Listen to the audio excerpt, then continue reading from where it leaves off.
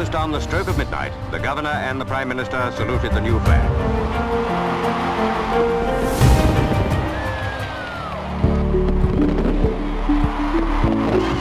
Tangu wakati wa uhuru, serikali ya Jamhuri ya Muungano wa Tanzania imekuwa ikisisitiza suala la afya na lishe bora, na hivyo kumekuwa na jitihada mbalimbali katika awamu tofauti za uongozi zenye lengo la kupunguza matatizo makubwa ya lishe yanayoikabili nchi yetu. Na katika kutekeleza majukumu yake mbalimbali, serikali ya awamu ya 6 chini ya uongozi mahiri wa Mheshimiwa Rais Dr. Samia Suluhu Hassan nayo imekuwa mstari wa mbele katika kusukuma ajenda ya lishe kitaifa, kikanda na kimataifa, ikifahamu fika lishe bora ni msingi wa nguvu kazi imara. Kisoma kasi ya kupungua kwa udumavu nchini, ninaona bado tunalo jukumu kubwa la kufanya. Ndugu viongozi na wananchi, swala la udumavu lichukuliwe kwa uzito mkubwa. Hili ni swala la ustawi wa jamii na ni swala la usalama wa nchi. Katika muktadha huu, serikali imeendelea kusimamia uandaji wa mikakati, mipango na miongozo mbalimbali ya kuongoza utekelezaji wa afua za lishe nchini. Wizara ya Afya ikiongozwa kwa umakini na Mheshimiwa Waziri Ummy Mwalimu ilikabidhi Taasisi ya Chakula na Lishe Tanzania jukumu la kuandaa mwongozo wa taifa wa chakula na ulaji uliozinduliwa rasmi tarehe 16 mwezi wa 11 2023 katika soko kuu la Kisutu jijini Dar es Salaam. Nataka niwahakikishie Watanzania mwongozo huu unaweza kutumiwa na kila Mtanzania, awe mjini, awe kijijini, awe tajiri, awe maskini. Ni mwongozo ambao unaakisi mazingira ya Kitanzania. Mtu ni afya na afya ni mtaji. Karibu katika kipindi cha Lishe Bora ni Mtaji. Kipindi hiki kinakujia kwa kupitia Shirika la Chakula na Kilimo la Umoja wa Mataifa FAO kwa kushirikiana na Serikali ya Jamhuri ya Muungano wa Tanzania kupitia Wizara ya Kilimo, Taasisi ya Chakula na Lishe chini ya programu ya AgriConnect iliyofadhiliwa na Umoja wa Ulaya. Vipindi hivi vitaelimisha aina mbalimbali ya vyakula kutoka katika makundi 6 kulingana na mwongozo wa chakula na ulaji wa kitaifa. Miongozo hii ya chakula na ulaji itatumika katika kuandaa milo mbalimbali katika mfululizo wa vipindi vyetu. Jina langu naitwa Stella Kimambo, afisa lishe Shirika la Chakula na Kilimo la Umoja wa Mataifa FAO Tanzania. Lishe bora ni mtaji, ukuaji wa mtu. Lishe bora ni mtaji, maendeleo ya elimu. Lishe bora ni mtaji, kwa uchumi wa mtu binafsi. Lishe bora ni mtaji, kwa maendeleo ya taifa letu. Lishe bora ni muhimu kwa maisha yetu.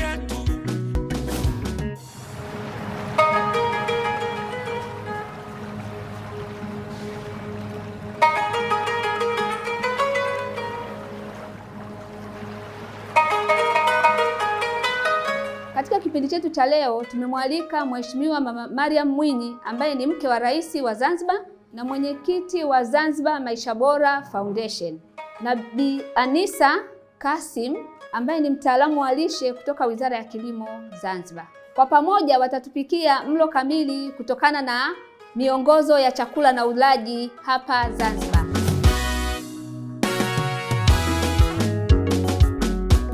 Vipindi hivi vimeandaliwa ili kuelimisha aina mbalimbali ya vyakula kwa kuzingatia makundi 6 ya chakula kama ilivyoainishwa na miongozo ya kitaifa ya chakula na ulaji. Katika kipindi chetu cha leo, mgeni wetu Mheshimiwa Mama Mariam Mwinyi ametupikia mlo kutokana na miongozo ya chakula na ulaji wa Zanzibar. Na katika kundi la nafaka, mizizi, ndizi mbichi na viazi ametupikia wali, na katika kundi la mboga mboga ametuandalia kachumbari ya mwani, na baadaye atamalizia kwa kutupikia samaki wa chukuchuku kutoka katika kundi la nyama na samaki, bila kusahau mafuta kidogo kutoka katika kundi la mafuta. Naye Bi Anisa Kassim amepika kisamvu kutoka kwenye kundi la mboga mboga, na katika kundi la kunde na mbegu mbalimbali alipika mbaazi za nazi, na kutoka kwenye kundi la matunda Bi Anisa aliandaa machungwa na embe aina ya shomari.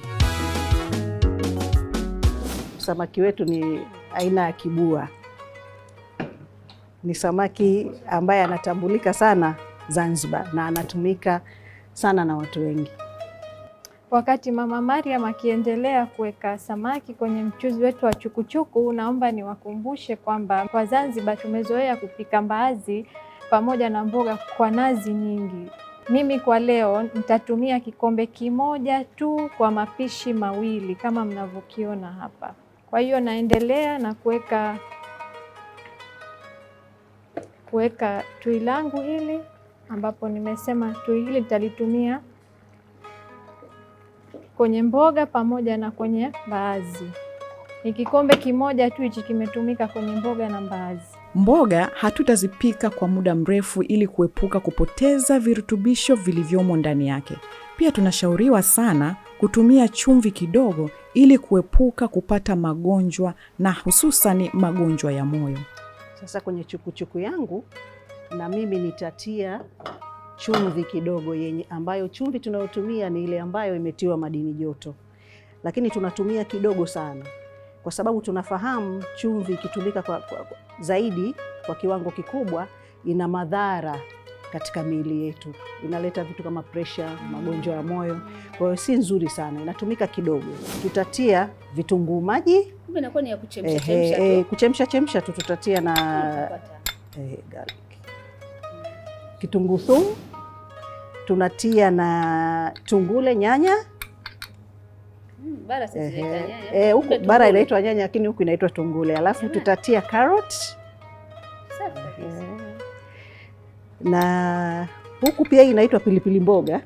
Wakati bara inaitwa pilipili hoho. Tunatia na hiyo. Alafu ukitaka pia ipate harufu nzuri, tutakuja kutia pilipili, lakini ningependa tutie mwishoni kabisa ili tupate tu harufu lakini tusipate ule ukali.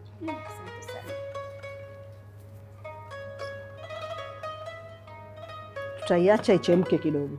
Wakati tunaacha vitu vyetu vinaiva, tutakwenda kutengeneza kachumbari. Mlo wetu pia utakuwa na kachumbari ambayo ni kama mboga fresh.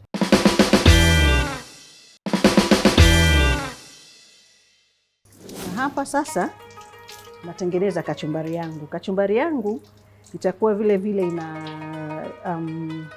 vitunguu, nyanya kama kachumbari ya kawaida tunayotengeneza nyumbani, lakini nitaweka na carrot, nitaweka na matango na pilipili mboga.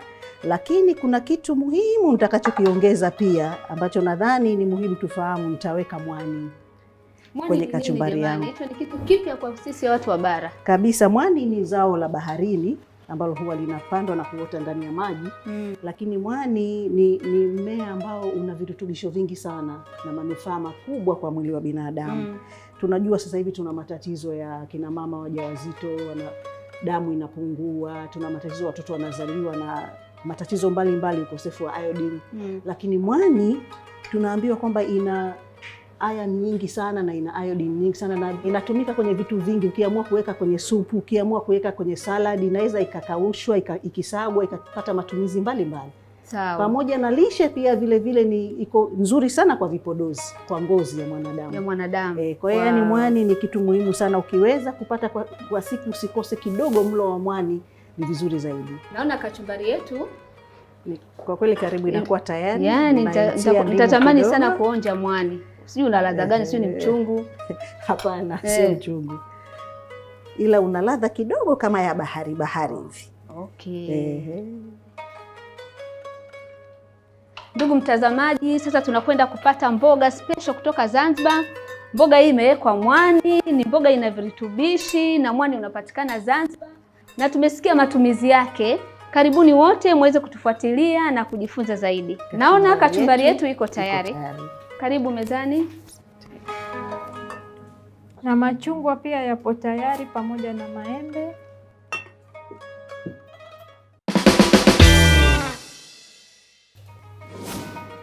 Naona wali wetu uko tayari na umeiva vizuri kabisa, tena unachambuka kabisa. Na watu wa Zanzibar mnapenda wali jamani. Ndio mlo wenyewe. Na unanukia. Naam. Unaita kwa kweli. Umeiva vizuri. Naomba nikusaidie kupeleka wali mezani. Hapa sasa tunakwenda kuona chukuchuku letu. Ni zuri sana kwa afya.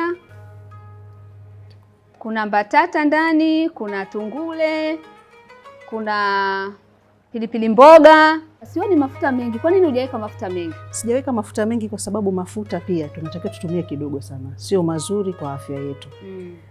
Tunajua watu wengi wanapata ugonjwa wa moyo, magonjwa ambayo ni ambayo sio ya kuambukiza. Sasa tumeshamaliza kupika, lakini kuna umuhimu baada ya kupika kusafisha jiko lako. Tumezoea mara nyingi mtu akipika jikoni unakuja unakuta kama jiko limepigwa bomu.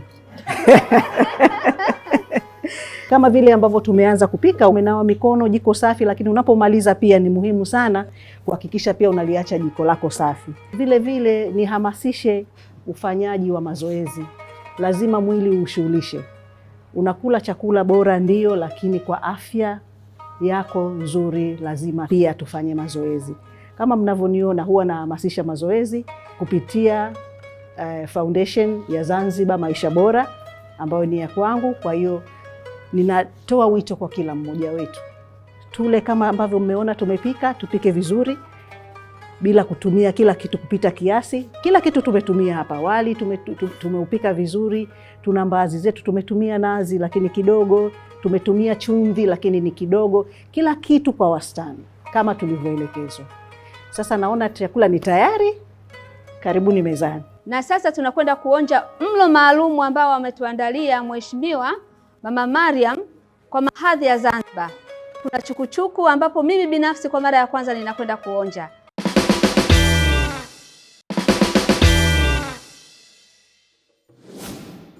Karibuni tupakue chakula chetu. Asante sana. Ile chukuchuku sasa ile ulisema. Wow.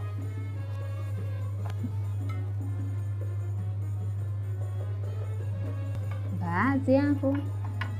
Mbaazi hizi hapa Tunamalizia na mboga zetu hapa za kisamvu. Mheshimiwa, mboga ni upawa huu umejaa. Kwa siku vinakuwa vipawa vitatu. Kwa hiyo sasa kwa sasa hivi inabidi uongeze mboga kidogo.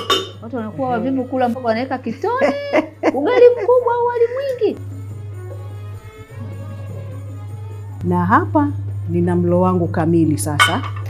Na hii sahani kama mnavyoiona hii, gharama yake ni 1400 ambao Wazanzibari tunaimudu. Naweza nikasema pia kama tuna tabia ya kuweka bustani nyumbani, ina maana hii gharama itapungua zaidi. Hapa tunaona kwenye kachumbari tuna nyanya, tuna matango, tuna vitu ambavyo tunaweza kuwa tumevilima nyuma ya nyumba yetu tu, au hata uani nyumbani kwetu tunaweza kuwa tumelima. Hapa sana sana tungenunua mchele, samaki, viazi labda, lakini hizi mboga ndogo ndogo zote tuna uwezo sana wa kuzilima majumbani mwetu. Mheshimiwa, nimesikia Maisha Bora mnafanya hiyo kitu sana ya kuhamasisha mboga ndio tuna programu ambayo tunataka kuanza kuhamasisha. Kwamba kila mtu aweze nyumbani kwake kuwa angalau na bustani kidogo ya mboga ili kupunguza, kama tunavyosema, unamwambia mtu mlo kamili unatakiwa uwe na mboga kwa kila siku, anakuambia sina pesa ya kununua mboga kila siku. Tunasema hapana, tuna uwezo wa kuwa kila mtu anaweka hata kama hana nafasi hana nafasi, anaweza akatumia hata chungu, akatumia kopo, akatumia sulfate, akapanda kitu pale, akapanda anaweza akapanda bamia tumetumia, akapanda nyanya, akapata pale ya kutumia kwenye mlo wake.